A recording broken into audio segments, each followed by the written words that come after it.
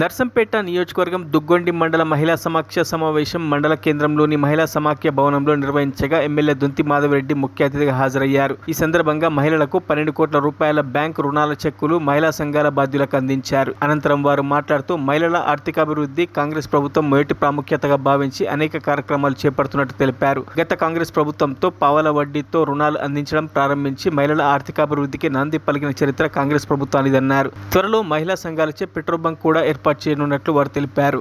వీరు కూడా నెలకి 1000-2000 రూపాయలు ఆదాయం వచ్చే విధంగా వారికి వెసులుబాటు కల్పించాలి ఈ సంఘాల ద్వారా అని చెప్పి మనం ఆ రోజు ఏమాత్రం ఈ యొక్క గ్రామంలో ఉన్నట్టయితే దుగ్గొండిలో ఉన్నాయి ఒక 40-50 గ్రామాలు 40-50 గ్రామాల్లో 40-50 గ్రూపులలో మనకు ఆ రోజు ఇది పీడీ ఏదైతే ఆ యొక్క పీడీ గారి ద్వారా కానీ ప్రభుత్వ బ్యాంకుల ద్వారా కానీ రివాల్వింగ్ ఫండ్ కానీ మ్యాచింగ్ గ్రాంట్ కానీ 15,000 మందికే ఎక్కువ రాలే 15,000 కట్టే ఎక్కువ రాలే. ఆ రోజు మరి గ్యాస్ కూడా 1-2 సందర్భాల్లో ఇచ్చి పూర్తి స్థాయిలో వదిలేసేది.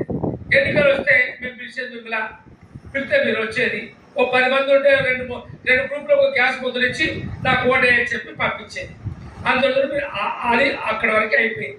ఈ ఉద్దేశం ఈ లక్ష్యం కాదని చెప్పి మీ సంఘాలని పూర్తిగా ఆర్థిక పరిపుష్టి చేసినప్పుడే ఈ యొక్క సంఘాల ఆ యొక్క చేసిన దానికి సార్థకత వస్తుందని చెప్పి ఆ రోజు ఎన్నికల ముందు 2 లక్షల రూపాయల వరకు పావుల వడ్డీ ఇద్దాం ఇచ్చి 2 లక్షల రూపాయలు ఇద్దామని చెప్పి చెప్పడం, మీరు ఆ రోజు మళ్ళీ ప్రభుత్వానికి అవకాశం కల్పించడం, ప్రభుత్వం రాగానే 2 లక్షల రూపాయలు ఆ యొక్క సంఘాల్లో ఉండబడే ఏదైతే సక్రమంగా నడిచే వాటికి ఈ యొక్క మండలంలో ఉండబడే ఏపీలు కానీ జిల్లాలో ఉండబడే పీడీ గారు కానీ ఏపీడీ గారు అందరూ కూడా సక్రమంగా నడుపుకునే అంటే వాయిదాలు ఏదైతే మిగులు లేకుండా వాయిదాలతో ఏది ఎన్పిఏ కాకుండా వాటిని నడుపుకున్న వాటికి మీరు పోయి అడిగితే 2 లక్షల రూపాయలు బ్యాంక్ అధికారి ఇస్తారు.